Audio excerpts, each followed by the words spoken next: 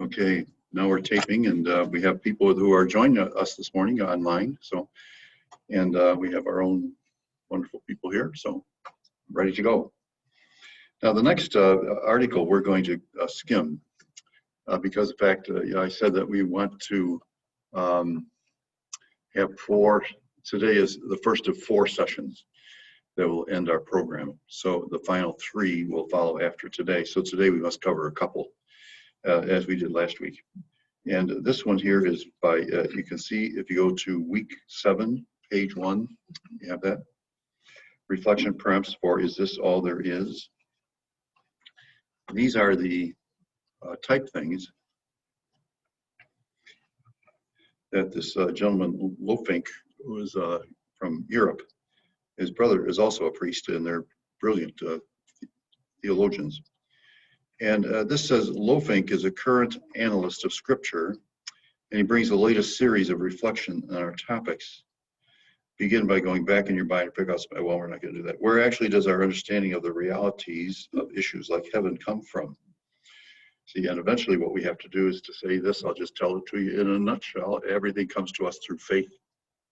Is there a proof of heaven, the heavenly kingdom, scientifically? No, there isn't. There's a proof that there is a universe, a cosmos. They can tell the time of it. They go back to 380,000 years of existence in the beginning of the universe and the billions of years after that. But they cannot say that there is a heaven, and here's where it is. You can spot it on the map. We'll get a strong telescope. So everything that comes to us, it really is coming from faith. So the idea is that faith comes first and then understanding. That's what this whole article is going to be about. So we're going to take a couple of passages. I have annotated it, and you could read through it in toto yourself, between now and next week if you like. I'll just highlight some things. And I'll start by taking this how to read. Is this all there is? Because if we get a hold of this, it really will give us a summary. And you can see this article is going to be very heavy in theology. He says, we have up until now been examining certain texts from Old Testament accounts to envisage to some extent their view on life after death. Remember, we saw those stages, where you have in the beginning, especially with Ecclesiastes, you didn't have an understanding of afterlife. Then we got to the time of the Babylonian captivity, and then they start to assemble documents, and they're doing just what we're doing. They're looking through the whole of the text, and they're saying, well, these passages from Isaiah that we're writing down and stuff, some of these direct us towards, something happening beyond us. There's a holy mountain, and in this mountain up on the top is going to be a great feast, and all the peoples of the world, all of them will be coming on this mountain. Well, so that's an analog of heaven. And you're going to have choice foods there, nice rich wines. And remember Jacob, when Jacob got his blessing, he snuck in there, and for Esau, out there making stew and stuff like that, where good old Jacob gets in there. So he gets the first blessing, and the father says to what he thinks is Esau, he says, you're going to get a blessing, and that blessing is going to be a blessing of the fields and a blessing of bread and wine. Now, isn't that intriguing that Jacob, back in the year, if we want to put a year on it, of 1850 years before the time of Christ, is going to have a blessing, and the blessing is going to be bread and wine. How about Abraham when he goes to Shalem? And Melchizedek comes out. What does he bring with him? A great big huge loaves of bread and great quantities of grapes, which will make wine when you stomp on it. So give it the squeeze, then you get grapes. So they've uncovered in the Black Sea and in other seas, ships that have gone down. And they've got wine there that's in these clay jars sealed off. That's and that would have been right around the time of maybe 2,500 years ago. I don't have the exact date. I should have saved the article. So anyway, so what we've got now is in these texts, we've got hints and we're picking up on them. We did that. Ezekiel, especially, that's a very strong one, isn't it? I mean, you can't go wrong there, can you? With you know, the bones standing up. The city that I mentioned that they've uncovered up there, Jericho, in one of the articles I had out for people to take a quick look at, they put a plaster over the bones.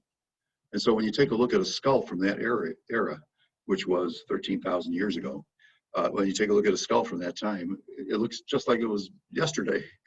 You know, it's not all broken apart with cracks in it and everything like that, because of the plaster has protected it. So anyway, what we're doing is certainly from early authors, Job and Ecclesiastes, even the Psalms, there's no consistent understanding of what happens to humans after death. Up against other cultures, for example, the Egyptian outlook, when their paganism had fanciful accounts about afterlife. So what Loping is going to point out to us is every civilization around the Mediterranean had a afterlife type. He says, up against other cultures, look at Egyptian culture, where the whole of the culture is dedicated to burying the pharaoh so that they can go with him.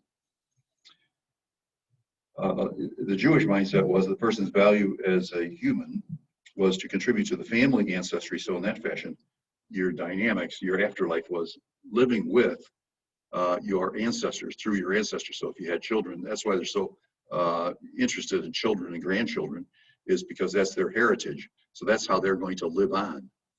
And so think of the burial rooms and family tombs. Don't think of Sheol as a possibility. It was a personal less existence. That was the basis for a TV series like Walking Dead. There'd be a gradual development over centuries that brought the wisdom advocates to do things like pray for the dead or hope for their continued existence in a heaven-like atmosphere. Why shouldn't God reward those who died in battle protecting the Jewish nation go on to live again as a continuity with this life? See, that'd be 180 years before Christ, at the time of the Maccabees. A description of the growth can be attained in your binder as part of our New Testament study. There'll be 3 stages of the Jewish consciousness, and the last one is this consciousness in the time right before Jesus. Now what I'm going to do is I'm going to rather quickly go through some sections from Lofink. We normally would spend the whole time on this, and it is rather heavy.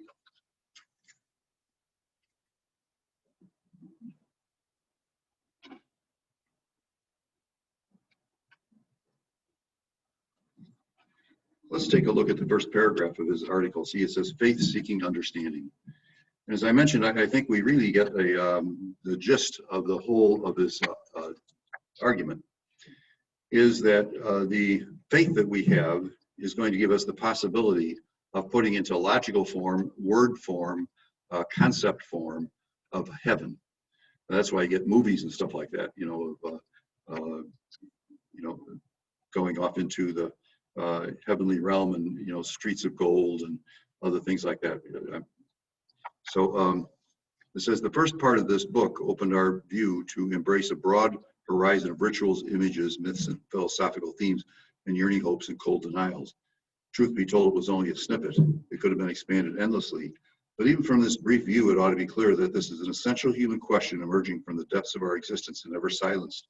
It does not fall silent even when death is regarded as pure extinction.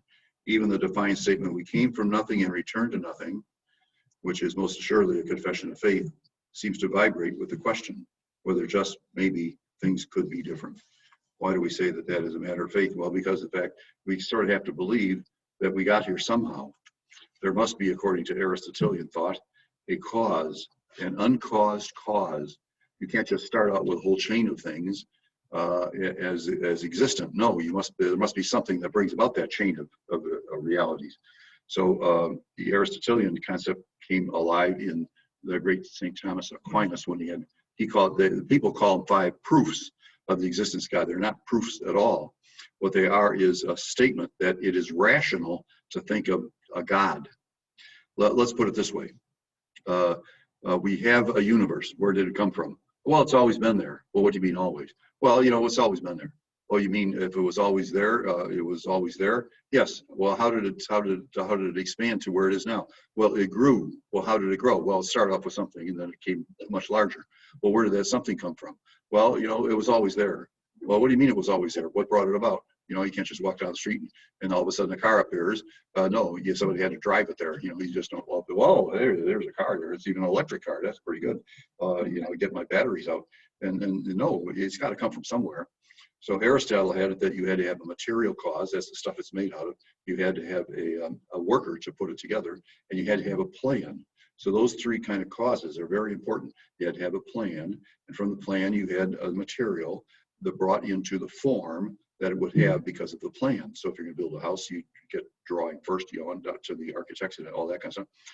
But what is the real cause of something? The real cause is it has a purpose. He calls that the final cause. So you say, well, I got a nice apple pie baking in the oven. I got the apples. I cut them up in the right things. I looked in the book, added the sugar, cinnamon, got the top on it, baked it at 350 for 20 minutes, whatever. And then, so now it happened. But what was the reason? Oh, the reason. Well, was because my grandchildren coming over and I wanted to have some apple pie for them. My grandmother and Julia always had lemon pie, you know, nice foam crust on the top.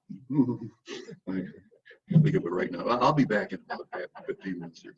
And so that's the final cause. The final cause is there's a purpose. So now that's where we start to blend together our faith.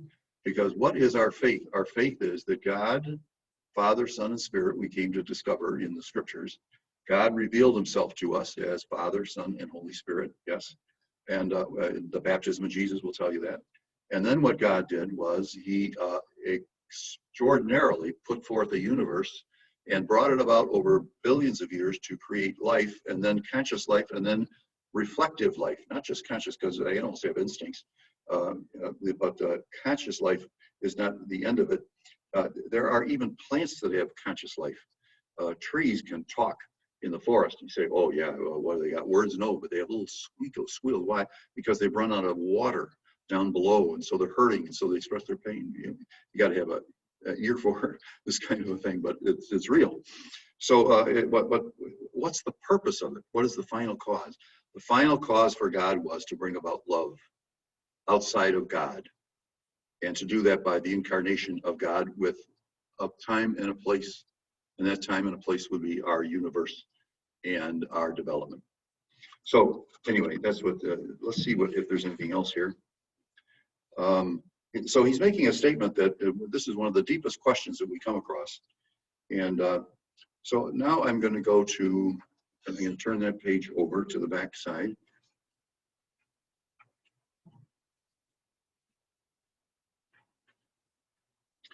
And I'm going to go to the upper right-hand side. And it mentions all these other cultures, all of whom have some kind of understanding of an afterlife. And I think, and on that page, he has a page that's right above the bottom of the page. And he mentions St. Anselm, but we're going to take Augustine. And Augustine quotes Anselm, or is quoted by Anselm. And what did Augustine say that the medieval passages picked up on? At the bottom, they meant to say it's only the expert experience of faith that makes possible certain knowledge of anything having to do with God. However, that faith experience must be able to justify itself to reason. See, so that's what Augustine said in his book. Says, give me faith that I may understand. So I think that's what I'm going to leave us with, is to take that. And the next page is radical worldliness. And I'm going to take that. I'm going to take that, and I'm going to let you to read that. And I'm going to go to the fourth page, paper page in Sparks and Stars. These are the extra readings. There's one by Gerard Manley Hopkins, considered along with Shakespeare as the greatest of the sonnet writers in English. A Jesuit priest and Shakespeare, not a bad combo. He wrote in the late 1800s. And he's got a beautiful poem, The World is Charged with the Grandeur of God. You see, he uses images and analogies. The world is charged. It's almost like it's electric. It will flame out like shining shook foil. So you take a foil, the aluminum foil, It gathers to greatness like the ooze of oil. Now he's going to mention the ooze of oil because in the 1800s, oil and coal are big things for the people there to get power. It gathers to greatness like the ooze of oil crushed. Why do men then now not wreck his rod? See, in other words, why don't they tell God to stop there, stop there? We got too much of the stuff. If you go to London in the year 1900, you wouldn't be able to see the sky. The whole of the city was underneath a cloud, a dark brown cloud, just like it is in southeastern China and some towns there, because of all the soot coming up from, you get 100,000 houses all burning coal, hard coal, to keep yourselves warm and stuff like that, and shooting all that stuff up. When I came to Chicago in the late 60s as an intern, to work at Mount Carmel High School. I was in the middle of my theology studies, and the windowsills that we had on our buildings there all had kind of an oily, sticky blackness to them. And if you left your window open, it would come inside. And that was all from the coal plant down there near the University of Chicago. It all got in the air, and then it would come down, and it would just saturate your place. And you couldn't, just wipe it off with a cloth because it was sticky. So generations have trod, and all is seared with trade, bleared, smeared with toil. See, in other words, he's talking about the culture. Now, the way a sonnet works is you first tell the problem, and then the second part of it is the solution. Here's the solution. And for all this, nature is never spent. In other words, nature is the beauty of God's creation. There lives the dearest freshness, deep down things. And though the last lights off the black west went, oh, morning at the brown, bring eastward springs, because the Holy Ghost over the bent world brews with a warm breast and with bright wing. So a beautiful poem. The image there is of a beautiful bird bent over the world with its wings open. Jesus uses images like that. So anyway, now the next on the backside is an article of meditation for All Souls Day. How has the love of others changed your life? And so that's worth reading. The next one is of a movie, a very difficult movie, of a group of religious sisters who were impregnated by the Nazis during the wartime. And it's good when you think about all the things they did to the Jews, and here are these religious sisters. Okay, so now that takes us there. And now we're going to go to our next section.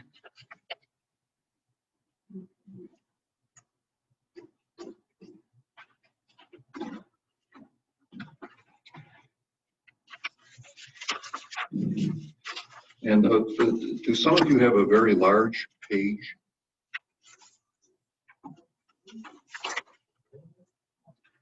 It's folded over. The last page. It might be the last page in this section. No, the last page of this becoming section. Yeah. Now keep going go into the next section. And at the very end, you'll have this.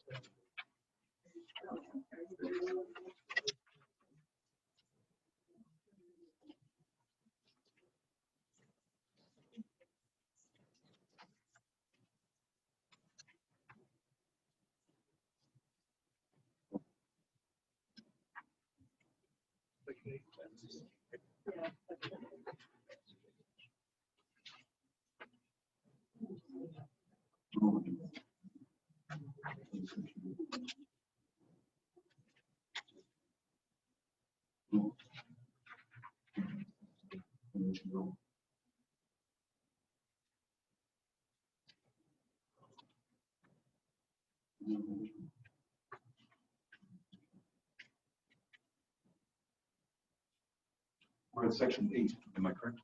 Yes. Okay, my book didn't have it there. Which is why Stephanie follows me around, it's just somebody who knows something about what's going on has to do it. Now, what this is, and we're going to spend some time today with this.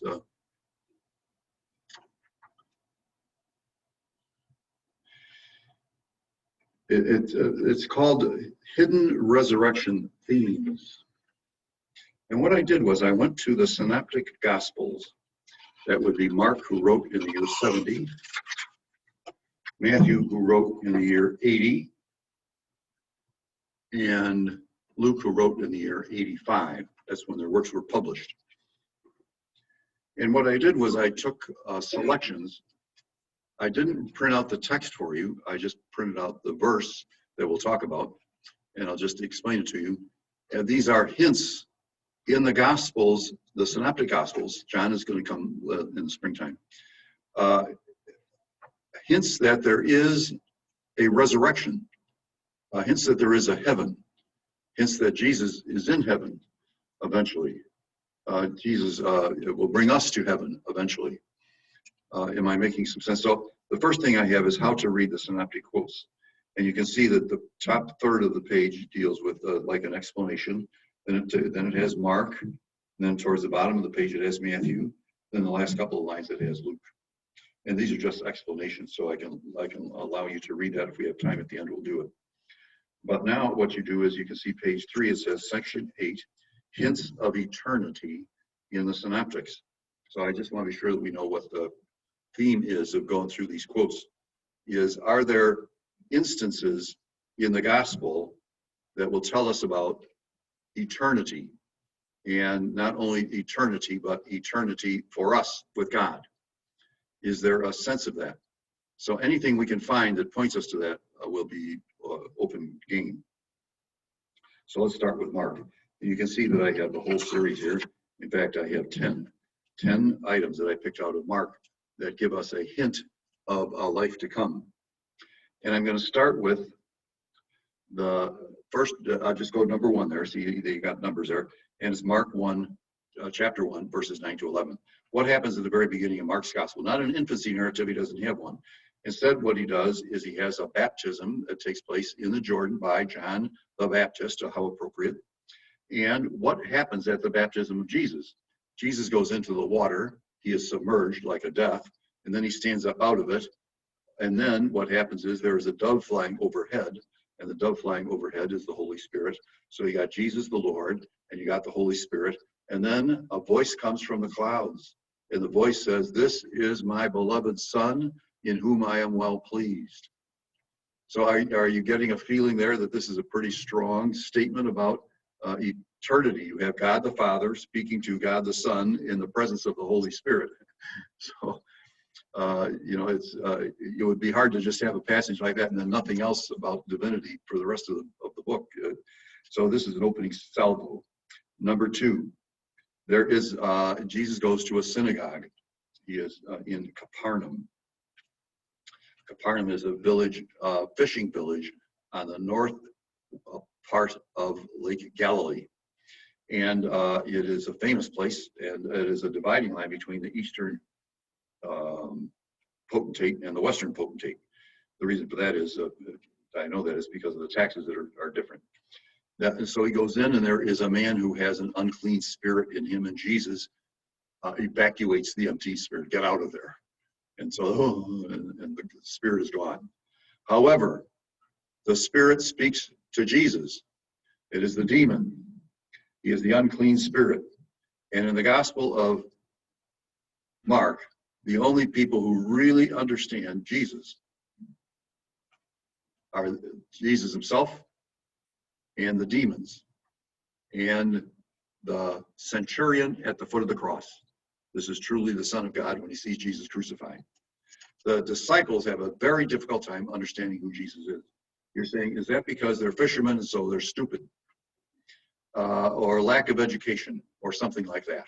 That what Jesus does to initiate the church in the world is to get a bunch of clods.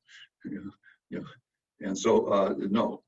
What it means is it's almost impossible to understand fully who Jesus is until the time of the cross. Let me put it this way. Jesus is a great teacher. He has great parables. He has sermons. Not in Mark, he only has a small sermon. He has actions. He has healings. He has restorations. He can even bring people back to life. He brings a young girl back to life. So it's incredible who Jesus is in those lights. So you say, well, he's a healer. He's a teacher.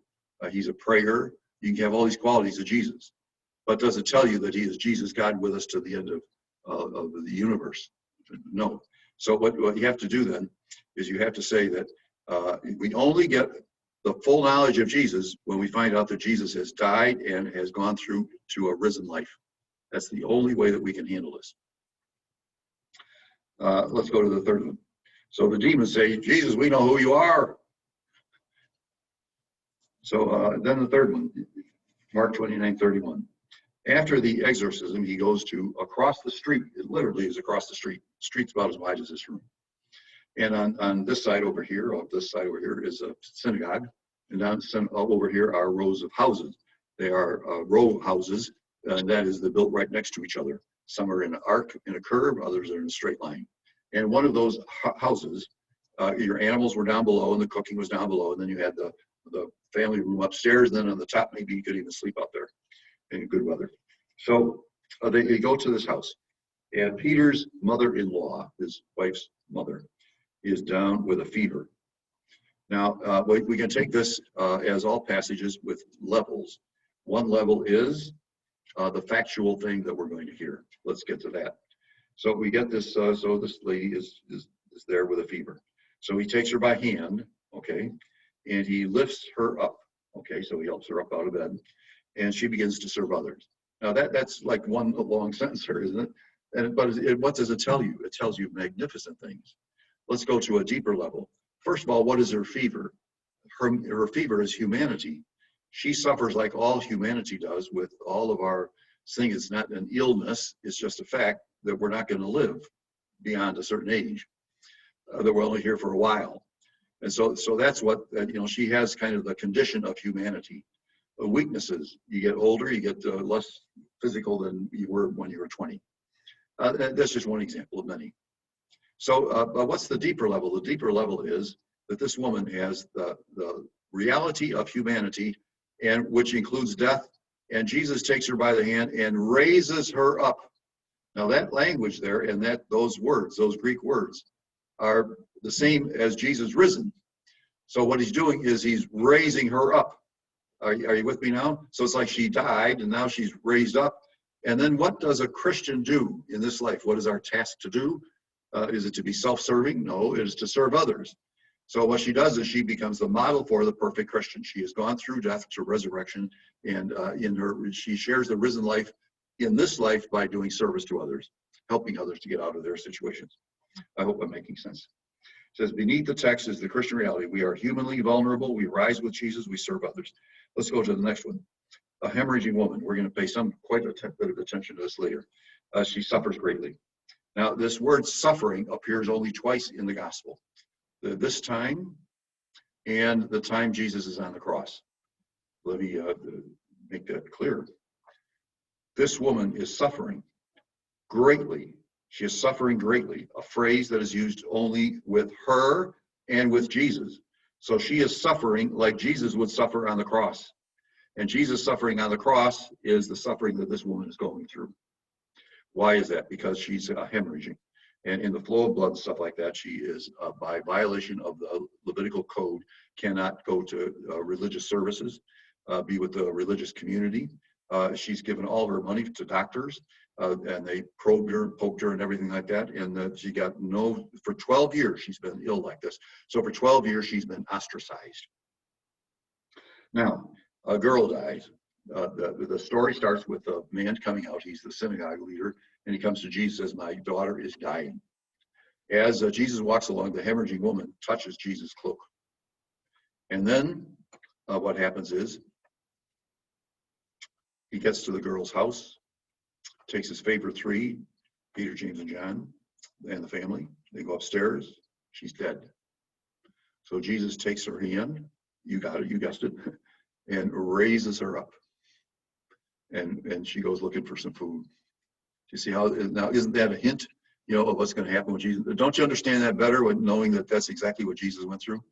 Okay, let's go to number 5. Peter. Answers for the disciples. Jesus says, who do people say I am? And Peter says that you are the Messiah. And Jesus says the Messiah must suffer and die. So this is the first time that Jesus says that to him. Jesus says that he will die and rise after 3 days. Now that's in chapter 8. Peter has a tough time with that. I don't want to get into that, but he says, but no, you're not going to do that. And Jesus says, get behind me, Satan. In other words, Satan would try to deter him from the cross. So Jesus is very strong in this. He's going to suffer and die and rise. Then in chapter 9, he says the same thing. In chapter 10, he says the same thing. So each of these 3 times, do the disciples understand what's going on? No, Peter doesn't understand it. The next time around, the brothers are talking about which one of them is going to be the greatest. So they just don't understand. The next one is Mark 9, 2-13. Jesus is transfigured. Well, is this a preparation for resurrection or isn't it? I tell you, this is a grand one. Because what this does is it tells you that Jesus is now going to go into an appearance. And this appearance is like a resuscitation of a human body. No, it's like a glorified body. So it is extraordinarily tough. We're in week 8 to page 3. So this transfiguration, and who does he have with him? 2 mountain men who were up on a mountain. One is on Mount Sinai, that would be Moses, and the other is Elijah, who was on Mount Carmel, but also on Mount Horeb, which is Mount Sinai. So what does that tell you? Moses died, did he not? Some 1,350 years ago, before Christ. So he's 3,000 some plus years dead, but he's appearing to them. Elijah is 800 years before the time of Christ, but he's appearing to them. Now, does that tell you something? That Moses isn't dead. Elijah isn't dead. Well, this is a great hint for us. Okay, let's go to number 7. A rich man approaches. What does he ask for? Eternal life. Notice the language. That's exactly what he says. How do I get into eternity? He says, I haven't done anything wrong. And most likely he didn't. He was probably a Pharisee. He didn't. Pharisees don't do things that are wrong. In other words, they know the law so well that they're good people. They're, in a way, holy people. They pray as much as they should. They give alms as much as they should. So they have great, they fast as much as they should. Jesus will say in the Sermon on the Mount, those 3 things you do. They do it to the max. What is the one thing they don't do? Love humanity that's broken. The one thing they don't do is what Jesus does.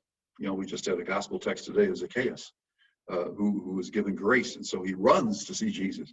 And Jesus looks up and says, I must go to your house. The last line is probably the sum of the Gospels, because what it says is, Jesus came into this world to find those who were lost and to save them. So that's what's happening here, is that this guy wants to have salvation, and Jesus offers it to him. But what you have to do is give up your great, huge farm, your mansion, all your other things, because these are the things that you think are more important than anything. And he says, I can't do that, and he walks away. But at least we've covered the topic that there is the possibility of, he knows that there is an eternal life. So just by knowing that there is one, tells him that, it's a reality in his mind. Okay, that's why I say he's a Pharisee. Let's turn the page over. Now we're on page 4, week 8, page 4. Mark 12. Now Jesus is in Jerusalem, and the Sadducees come to him. The Sadducees do not believe in the resurrection. So they make fun of Jesus. They say, Jesus, there was a woman whose husband died. And so she married another, and he died. And another, and he died. And another, and another, and another, and another. And they died, one after another. And so which one are they going to get? Which one is she going to get in heaven? And they're slapping their knees and all the kind of laughter and all kind of stuff like that. Like, this is just about the stupidest thing that they can give Jesus. And sure enough, it was. Jesus outfoxes them. He just says, in heaven, we're not given over to each other in marriage. So I told somebody the other day that these 7 men, 6 of them died from eating poisoned mushroom soup. Yes.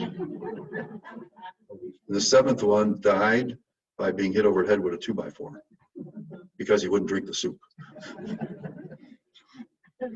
So that shouldn't go on tape, or can we go? Let's go to the next one. Mark 14.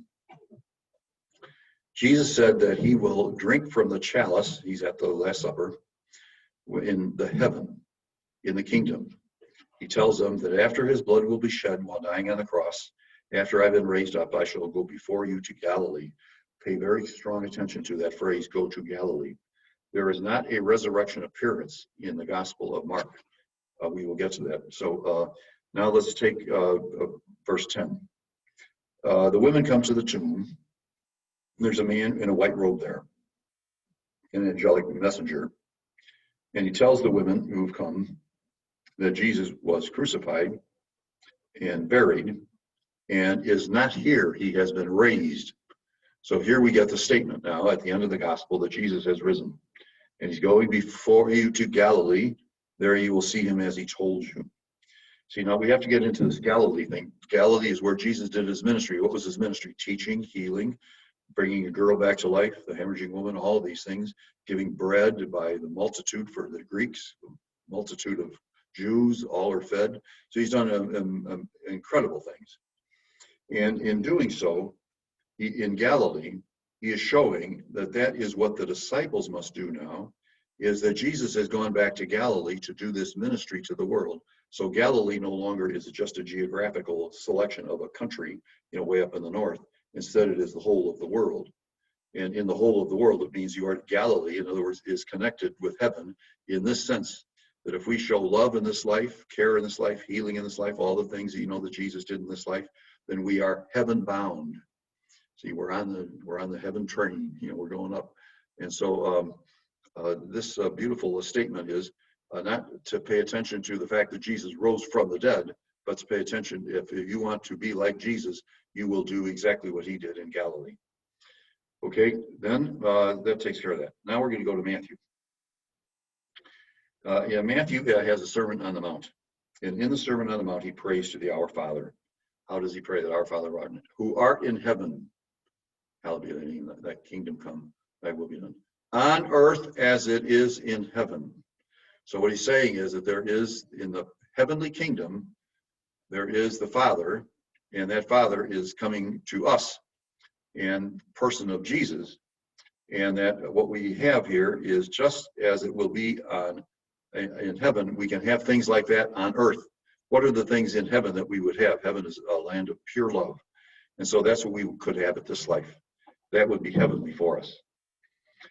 Now let's go to the next one, number 2. Jesus tells us of heaven. He says, not everyone who says to me, Lord, Lord, will enter the kingdom of heaven, implying our entry in heaven has some conditions. Ooh, I'm nervous about that one. Let's move on. Matthew, chapter number 3 there. Jesus tells of heaven, many will come from the east and the west. They will recline with Abraham, Isaac, and Jacob at the banquet in the kingdom of heaven. What does that mean? If you have Abraham, Isaac, and Jacob at the heavenly banquet, it means that they live, that they too have been risen. Remember, it says Jesus went down into hell, which is about the worst translation you could give to a word. It means, hell means that those are who have not yet been brought into heaven. And why have they not been brought into heaven? Because Jesus has not risen from the dead. So these people that are there, the whole of you can't just say God will take humanity up to the point of Jesus and say, oh, by the way, I'm going to allow you to live, but after that, no more. He said, because you're not in Jesus. Well, that's why Jesus goes to them, because now he is for them. I hope I'm making some sense. We'll get to that next in the springtime. The next one, number 4, Jesus warns Chorazin and Bethsaida and then Capernaum. Will you be exalted to heaven? No. Why? Because you don't have faith in me. Says I could go to a pagan territory and people that have faith in me, but you don't have faith in me, so you're going down to the netherworld. And number 5, the death of John the Baptist is told in detail. What does this tell you? That's what's going to happen to Jesus. They took it's the whim of a potentate at his whim. We're talking about, of course, King Herod, and just because his wife's daughter wants the head of John the Baptist, he does it. That's terrible, and because he offers her the half of the kingdom, and she says, give me John the Baptist's head instead." And so they say John the Baptist, at the request of a pagan, is put to death, and he's buried. And so what's going to happen to Jesus? A potentate, who is Pilate, and under King Herod's authority as well, is going to be put to death and buried and rises from the dead. See, that's the difference. That's why Mark and Matthew spend so much time on the death of John the Baptist, is that it's a prelude to Jesus. But we understand not only does Jesus go through the same experience, but what he does is he rises from the dead. So now I'm going to go to the next page and go to number 6. And we're cooking here, aren't we? Yeah, we're moving. This is number 6, Matthew 17. Jesus alludes to Elijah coming back in the person of John the Baptist. How could he do that? If Elijah is dead and remains dead, he's just some bones. No, he lives in heaven. And so then number 7, the parable of the tenants. This is a fairly easy one for us to follow, as it was for the people at his time. That this vineyard owner has a great farm of all this, and they take care of it for him, and then they sell the stuff and they make the wine out of it or whatever they're going to do, but the proceeds from that should go to the owner. They get their wages and stuff like that, but the owner is the one who owns it, so he gets his share. They don't give it to him. They said, if we hold on to it long enough, and this actually was part of the Jewish law at the time, and it was a number of years. If you can hold on to something for a number of years, then somebody can't come back and claim it, because they didn't want to have these foreigners coming in and say, I own that mountain over there, and then never come back. And 2 generations later say, oh, by the way, that's our mountain. So they have these laws. So anyway, that's what they're hoping to do. So what do? They send these messengers, those are the prophets in the parable, and they kill them and they beat them. And he says, well, I'll send my only son. Well, if he's going to send his son, who is this? The father, the owner of the vineyard is the father. Jesus is the son, and the tenants are the Pharisees and Sadducees, and they take Jesus. Notice how they take in the parable, they take the son out of the vineyard. That's because in the cities in those days, you couldn't put people to death in the city. You had to go outside the walls. They're the same with burying people. You don't bury people in the city; you bury them outside. So what happens here is in the parable, the son is killed. Well, that's exactly what's going to happen to Jesus. He tells this as he is in Jerusalem and approaching the week before he died. So this parable has a great punch to it. And then in number 8, Jesus gives a great apocalyptic prophecy. Apocalyptic prophecy is there's going to be an end time when everything is going to be on fire.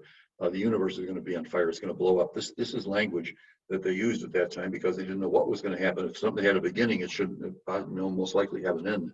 So if it's going to have an end, then this is what's going to happen. So there is a sense, we'll get to this, it's much later. There is a sense of a didactic effort that goes into these sermons about the apocalypse. Didactic means teaching. And so what it is an exaggeration. Instead of saying that, by the way, there is going to be a time of judgment.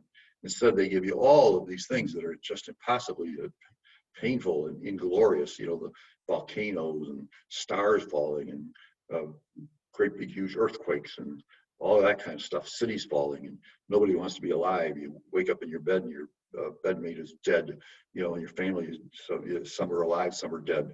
So anyway, this, like I say, a didactic form. Now, number 9, a woman approaches Jesus in Bethany at the home of Simon the leper. What is she doing? She is going to take a very expensive oil and pour it over Jesus' feet. Now, this passage is one of great discussion with the scholars because they can't figure out. Here it is identified as the house of Simon the leper and a woman who is a sinner. In another instance, you have a similar thing going on. A very expensive oil is poured on by Martha and Mary at the home of Lazarus. And this is just before the time of the crucifixion as well. So what Jesus does, though, is he takes whatever account we're going to take. And it could be that he was anointed several times. But when they do this anointing, it is the usual thing is to anoint when somebody comes into your house, to anoint your body, especially your head, so that you have a kind of a perfume on, because in those days they didn't have the same stuff that we have. So this thing about crying and oiling Jesus' feet is very, very humbling. My goodness, how would she do that? Perhaps especially, you know this, that if you have a table, like a long table here, the people would have couches that would line up to it. So your bare feet would be out here. You take your sandals off coming into the house so you don't get dirt in the house. And so your bare feet are out here. So that's what she's doing. She's crying over them. And so Jesus says, she's doing this to prepare me for my burial. Because it sounds like the custom at the time was that they took herbs. Well, we have things like, remember at the gift of the Magi, of gold, frankincense, and myrrh. And myrrh was a powder that came out of a sap and was pounded out, and because of its aromatic effect. And so that would be placed on the body when you go in for a burial. They would also put flowers. They have found now in the Shroud of Turin, this is one of the things, kind of a biological affirmation of the Shroud of Turin. What they did was they took a highly powered vacuum and they vacuumed out little parts of things that are in the Shroud of Turin. Now this is 2,000 years old, and and what they found out were flower elements. So that one of the things that could have happened with Jesus' body being put into the tomb, they would have the lower part, which is the shroud, and then it comes up over the top and stuff like this. But on the body, they would put these oils or unguents or other type things, and it looks like they put some flowers there too. And so what they did was they went to the biologists, scientists, because they have records of all these kind of flowers, and they found out that this flower stuff that they found, if not a seed, a part of a seed, was from a flower that existed only between Jerusalem, where it is, and down south to Hebron at the time of Jesus. So in other words, they're saying 2,000 years ago, they had this type of flower, and it was only in this region of Palestine. So I just say that for what it's worth. So let's go to Luke now.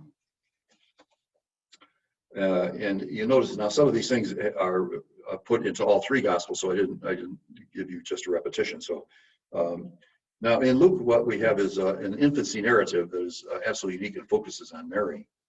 And notice that she's given a beautiful titles to her son. He will be the Son of the Most High. He will sit on the throne of David. You couldn't get better than that. In those days, that would have been George Washington, Abraham Lincoln, and other people put together. And so, his kingdom there will be no end. See, where did we hear that before? We heard that in the great prophecy of Daniel 7:14. Says the Son of Man was presented before the Ancient of Days, and the Ancient of Days gave him all the kingdoms of the world. And he says, and your kingdom will never have an end. So the next one. So this is an identification of who Jesus is. Now Jesus goes to the temple area, and at the age of 12, it mentions this, so it's most likely his bar mitzvah. So they take him down there 90 miles from where they lived, 3 or 4 days, and they find on their way home, each thinking that he's in the other caravan, women caravan and men caravan, and they're beside themselves. This is Jesus the Lord, and they've lost him. So they run back and they find him in the temple, seated with, as they would, on the west side of the temple. The Holy of Holies faced north, but the temple itself, the whole project went from east to west. And on the western side, they had great big huge pillars, and it was a place for education. So rabbis would sit there and talk. So there's Jesus. So now notice this. This is Jesus the Lord. He's lost for 3 days. Then they find him. And he says, I had to do my Father's business. That is a very subtle hint, as Luke does so very well. They have a story within a story, because this story within a story is Jesus is going to be lost to us for 3 days in the tomb. Then he's going to rise, and what he's going to do is to give us the power to do the work of the Father. Because in Matthew, at the end of the gospel, it says in 28:18-20, all authority in heaven and earth has been given to me, and I give it to you. And so go out and teach them to observe everything I told you. Baptize them in the name of the Father, Son, and the Holy Spirit. I'll be with you to the end of time. So what we're getting here is an account that is going to point to what Jesus is going to do after he is lost to us and then found again. And then and the next one here is in chapter 4 of Luke. And it's another story within a story. And this is now the beginning of Jesus' ministry. So that story up above was Jesus as a teenager, the only gospel text of that type. And here what we get is an account of a story within a story because he teaches in the synagogue in his hometown. Now, there is a big, huge hill out in the back. I don't understand how they could get up there. It's going to take all day to walk up. But the story is that Jesus tells that in this day, and he uses Isaiah 35, has been in Isaiah 40 something, that he says that this has all been worked out. He says, I have been anointed to go to the poor of the world. And he gives a description of it. And in doing so, people are very pleased. He says they're amazed at his wisdom.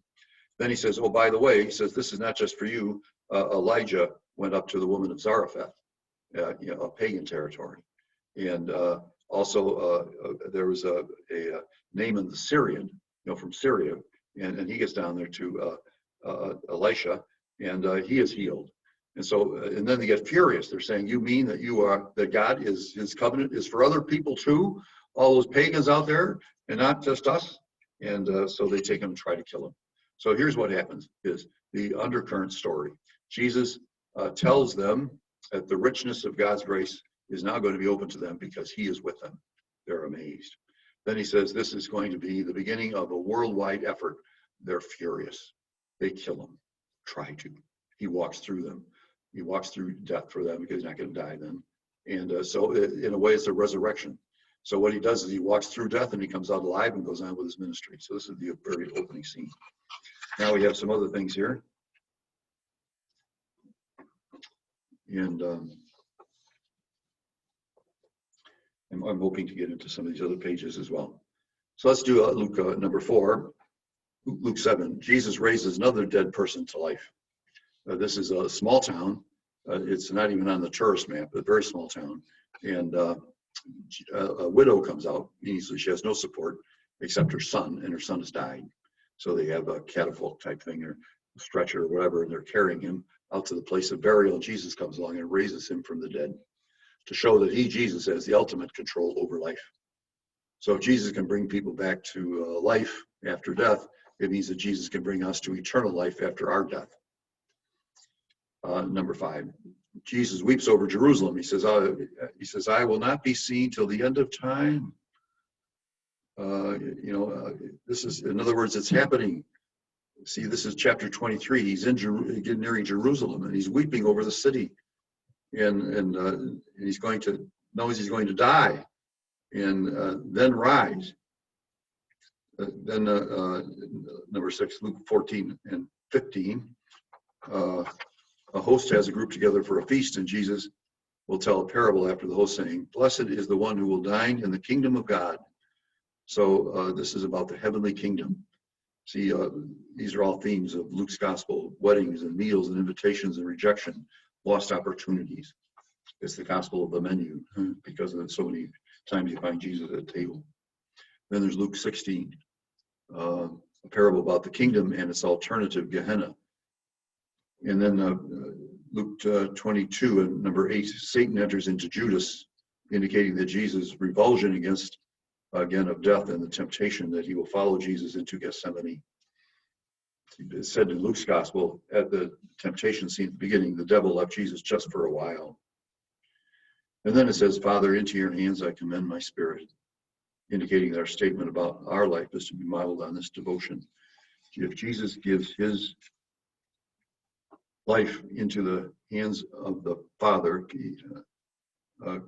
commending through the Holy Spirit, that will actually be our destiny as well. Well, so if somebody asks you if you're at the bus stop there and they ask you what you do, they say, well, I covered 3 gospels with a theme. So, okay, pretty good. Now what I have is some materials here from just kind of a review, if you haven't been in some of our previous programs. The next page that I have there, it says week 8, page 7. It says page 12, but that's a different kind of thing. This is from the famous Raymond Brown. And he, one of the greatest biblical scholars of the last century, especially with the Gospel of John. And what he has here is a summary of the Gospel of Mark. So if you want to know a summary of the entire Gospel, this would be the page you go to. I'm not going to read it with you now. That's for you. On the back side, I gave you a little map on where the Gospel of Mark takes place. You can see that let's go up to the north. You can see Caesarea Philippi. That's the farthest north that he gets. And the eastern part. Remember, we stood before a wall, and that wall had all kind of pagan idols in them, especially Pan. And he asked the question to Peter, to the disciples, "Who do people say I am?" And they say, "Well, some say John the Baptist, some say this, Elijah." He says, "Who do you say I am?" And Peter answers, "You are the Messiah." If you go over straight to the left, you can see Tyre there, Tyre. And that is the place where the woman of Zarephath is. Then you have Bethsaida and Capernaum there. See at the top of the Sea of Galilee. Can you see that? And then down below, the little circle around Nazareth. See, that's down in the southern part of Galilee. Then over on the east side, you have the Decapolis. That's Decapolis, 10 cities of the Greeks.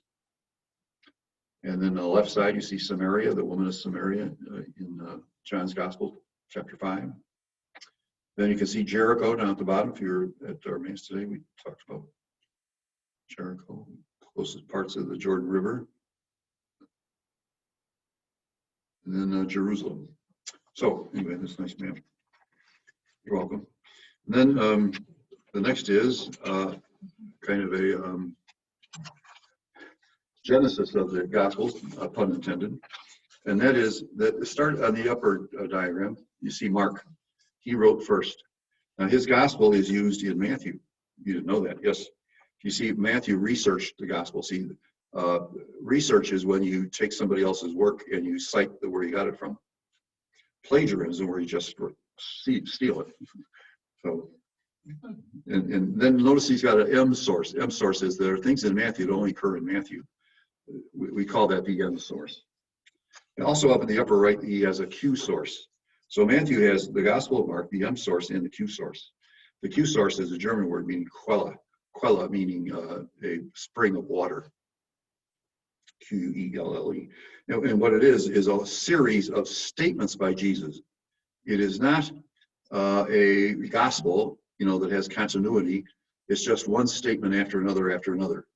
So it becomes a good, useful tool when you're talking about Jesus' sermons and other type things. You don't think like Sermon on the Mount was the only time he talked about those things. He talked about those things at various other times too. So what you have there. And then you can notice that Luke also comes from Mark. And he also comes from the Q source. And he has a lot of information about the infancy of Jesus in Emmaus at the end of the gospel. So he has a Luke source. We call that L. It just means that he's got these are all traditions that have been handed down.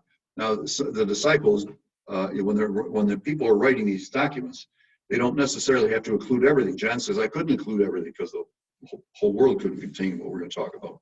So you have to make choices according to themes.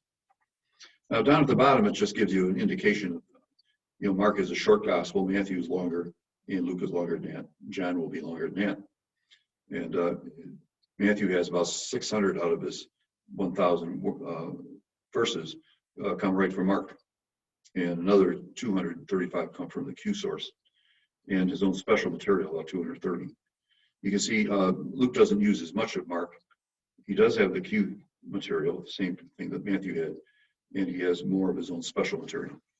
Okay, now we turn our page. And it says framing technique intercalation. I just took one of these passages since I've written myself about it, and I thought I'd share it with you. This is the text. Now, it didn't come across as clear on this page because the Xerox machine they used is a kind of a light, but you can see 3 paragraphs. And these 3 paragraphs are the chapter 5 in Mark's Gospel, where we have the woman who has a hemorrhage in the middle of the account of a girl who is dying and then dies. And the hemorrhaging woman is put in the middle. Some people say that's sloppy writing. Mark, shouldn't take us from one thing to another and then back to another. Try to tell that to an Oreo cookie. That, you're kind of a sloppy thing here because you got some stuff on the outside and some stuff on the inside. Why couldn't you mash it all together? So, and you say that's a pretty poor example. Yes, but that's why we don't charge much for this program. So this is called intercalation. So what you have is we start with the woman and the girl, we end up with the girl. So those are kind of two parallel things. And in the middle, so what are we getting at here? You think, well, these are two miracles. Here's what we think on first reading. These are two miracles about Jesus healing other people. A girl brought back from death and a woman who was suffering from her hemorrhaging. And that's what we think, because that's what it tells us. Those are the facts. But the way it is presented to us is a work of genius. Because what it does is it gets us to focus on death itself, that this girl is dying. She's very sick.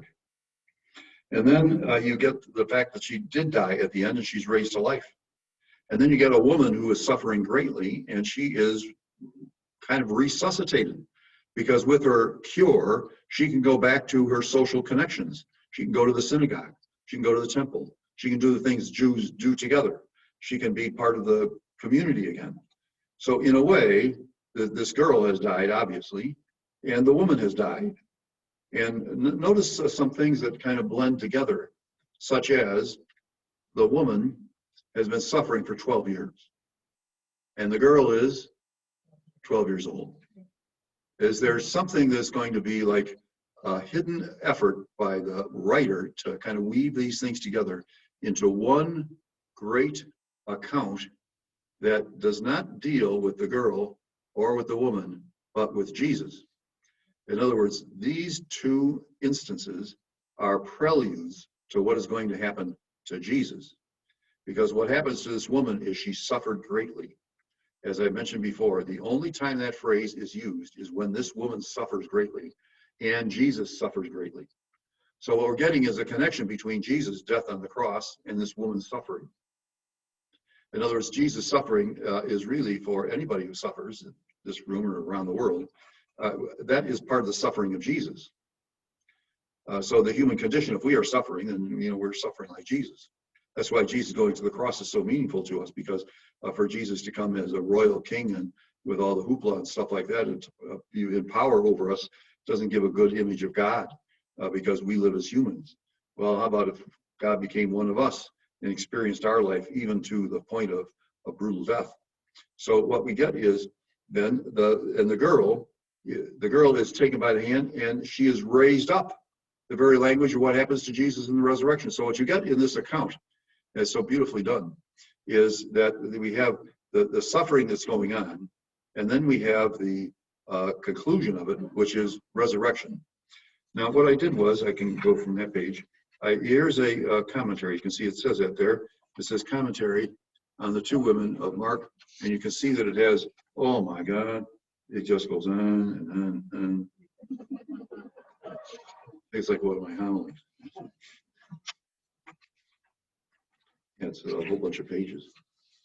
These are an explanation. Now, just to guide our reading, I just put some check marks next to significant passages, because this goes into it pretty heavy. And I'm using a book that is several books, but one book that I'm using here is by a woman named Kunikawa, and she is a Japanese Catholic biblical scholar. So I noticed at the top says, to continue this case study of leadership, okay, let's go down where it's two check marks. Okay, Jesus is on the Jewish side. He comes across two sufferers who are women. One is 12 years old. The other's been plagued by illness for 12 years. The encounters are not told sequentially, one after the other, as if they're only related by time. Instead, Jesus, in Mark's narrative, captures this element, is involved so deeply in the human condition that it inextricably one event impinges on another. Life is interrelated. Oh, what a powerful sentence that was. That was really, I have to admit, really good. I mean, really good. Because what it says is life is integrated. So we're not going to try to black out just one section, another section, another section, another section. What we're going to do is we're going to weave these things together. So this woman and this girl kind of meet, if you want to put it that way. They kind of meet in the suffering and the healing that comes. And you say, did Mark realize that when he wrote it? Absolutely. These are gospel writers are geniuses, and each has a style like that is incredible. I'm going to go to the bottom two check marks. These events form the first part of the frame. Inside the frame will be another event. On the way to her home, accompanied by the ubiquitous crowd, another deep human need presents itself in a life A long-suffering woman pushes through the crowd just to be able to touch Jesus' prayer shawl. She doesn't is cured. The disciples argue about this. Then the bottom part of the frame concludes with the description. People came with the terrible news that the girl has died. And so, again, the favorite three, Peter, James, and John, go with Jesus and the mother and father up to the room where the girl is. Now we turn the page. Now here's what I did here with some guidance by a man named Van Iersel. There is a sequence of events for the woman, and there is a sequence of events for the girl. In one fashion or another, every part of those sequences, every part of it is connected with the other. In other words, what happens to the girl happens to the woman, what happens to the woman happens to the girl. Sometimes it's by opposite. For example, take a look at the two columns. The sufferer is a woman, the sufferer is a child, so those are two opposites, except for the fact that they suffer. The woman is outside, and the girl's at home inside. But that's the sequence. So now we're told where they're at. The woman's outside, the girl's inside. So and we get that parallel. See, this is knitting together. So the woman is very close behind Jesus. She touches him. And the girl is at a distance from Jesus. They have to walk to get to her home. This woman is living with her ailment. The girl is dying. The woman has been under permanent treatment. And this girl is past treatment. This woman has faith in Jesus.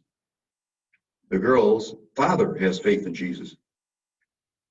So the woman turns to Jesus, and the father turns to Jesus.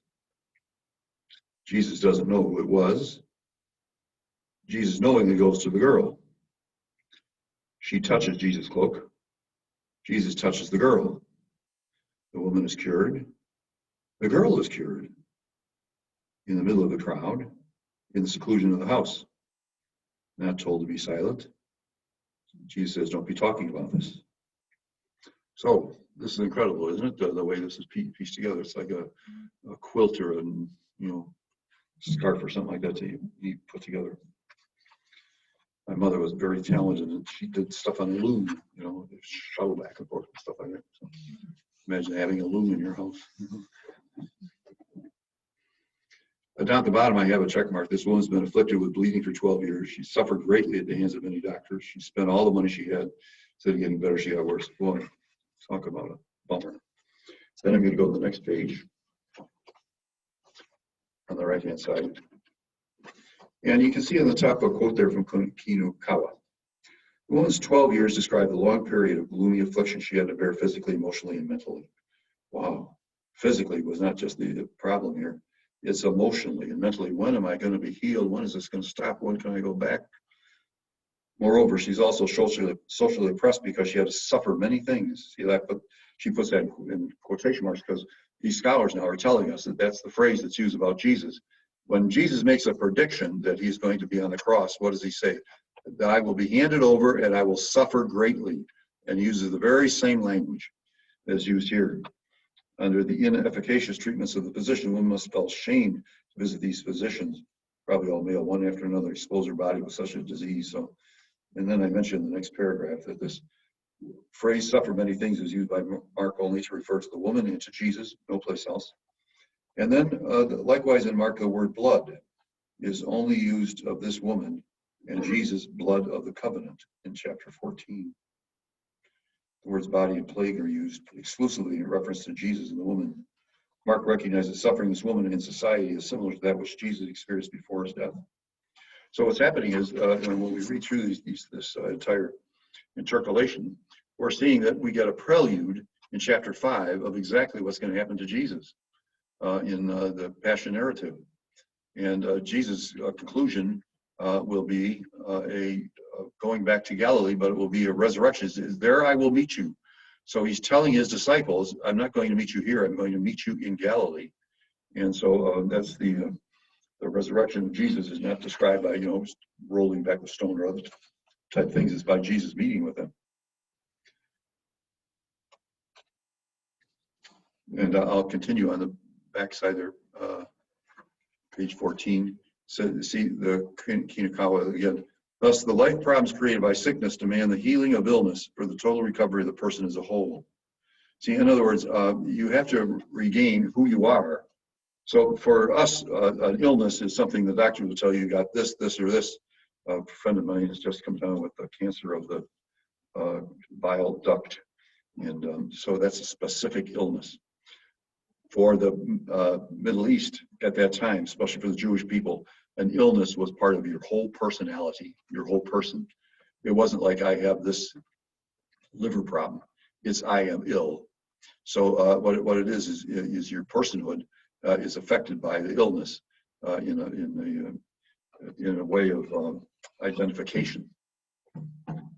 And now on the next page, it says, and you can see I put 3 check marks. The word arise is used 2 other times in Mark, both describing Jesus' resurrection. When Jesus says, little girl, I say to you, arise. So Jesus has talked about this twice. And then notice what does the angel say? He has been raised. So the girl rose immediately. And my conclusion came about like this on the last page. The sadness of illness and death, incomprehension, the need for a vigorous response to life's turmoil in the sense that his work, Jesus' work, is leading him somewhat toward the death and a greater life. He continues his aggressive work on establishing the kingdom. He's willing to accept the consequences of his challenge to the religious social order as it stands. And all of this, it should be seen that Jesus exemplifies the trait and profile of a successful leader, which will have direct effect on the extent of his leader power and the type of leader behaviors he will exhibit. The theme of my book was about Jesus as a leader. And then there's another article here, how it all ends. And it's a reflection, and then once again, this came from Catholic Magazine.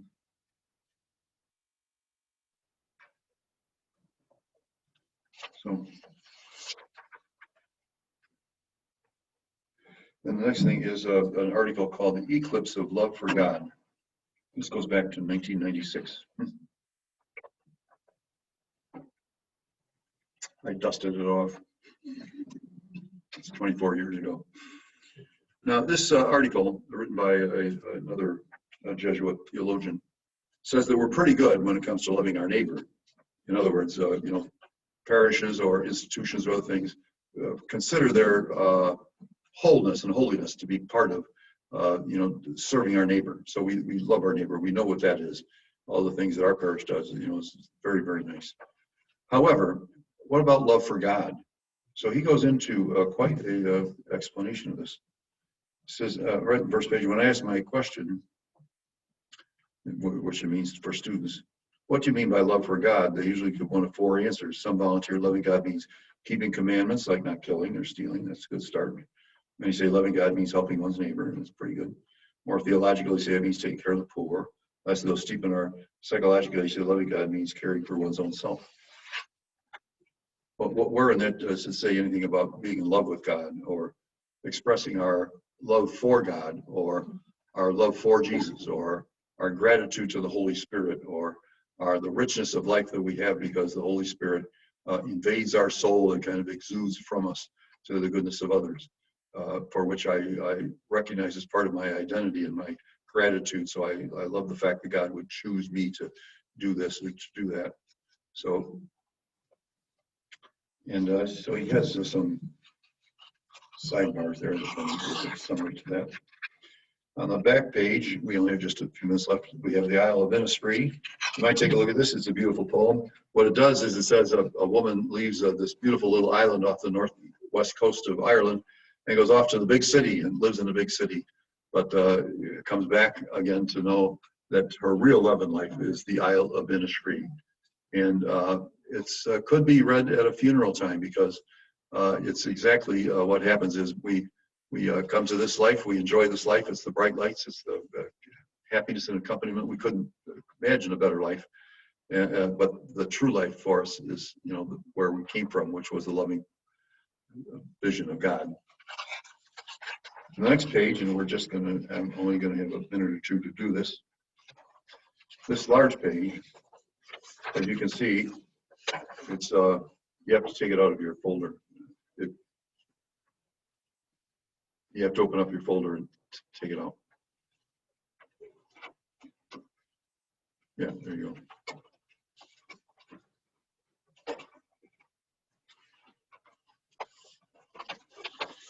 Now this is the beginning section of the Gospel of Mark. Like I say, you have to open your folder, take the whole thing out, and then you can unfold it. And you can see the way it's presented to you, as if there is 5 different sections. Well, these 5 sections are typical of Mark's writing and other people's writing, especially the Gospel of John, called chiasm. Chiasm means a mirror image. That's why this can be folded over. So when you read chiasm, you don't read from beginning to end to find out what's going on. You find the middle, because the middle part is the major part. So if you take a look at this, you might start at the top and make capital letter A maybe up there, and then go down to the bottom and put down a capital A prime, that is with like a little point to it. Okay, so you got A and A prime. So in other words, A is matched by A prime. Now, are there things that parallel each other? You can see I put some things underlined. I underlined things that are similar. Then go to the next one, and that one would become letter B on the second one, capital letter B, and then down below would be capital letter B prime. In other words, these are to be kind of, they match up with each other. And then what you have is the center section, and that would be C, capital C. So if I wanted to, now this is a sequence of events of Jesus going through this thing. If I wanted to find out what is the key to this whole thing, would I go to the end? No, not necessarily, no. I would go to the middle. So let's read the letter C. It says, the disciples of John and the Pharisees were accustomed to fast. People came to him and objected, why do the disciples of John and the disciples of the Pharisees fast, but your disciples do not fast? Jesus answered, now this very sentence here is what caused Jesus to be marked for death. In other words, he's going to commit a blasphemy. And this blasphemy, at the end of this section, see it way down the bottom? The Pharisees went out and immediately took counsel with Herodias against him to put him to death. Why? Because he said what he said. And notice where it is. It's right in the center of the center section. He says, can the wedding guests fast while the bridegroom is with them? As long as they have the bridegroom with them, they cannot fast. The days will come when the bridegroom is taken away from them, and then they will fall on that day.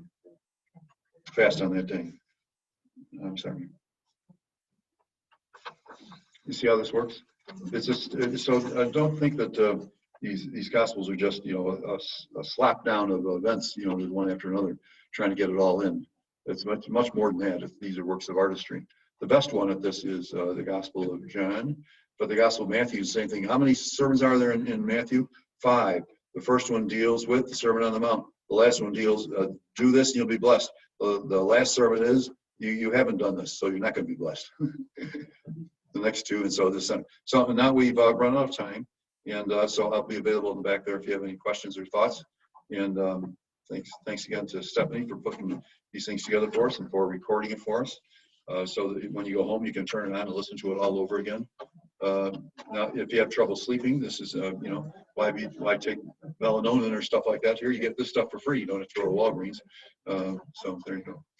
Thank you, Father God. Yeah, you're welcome.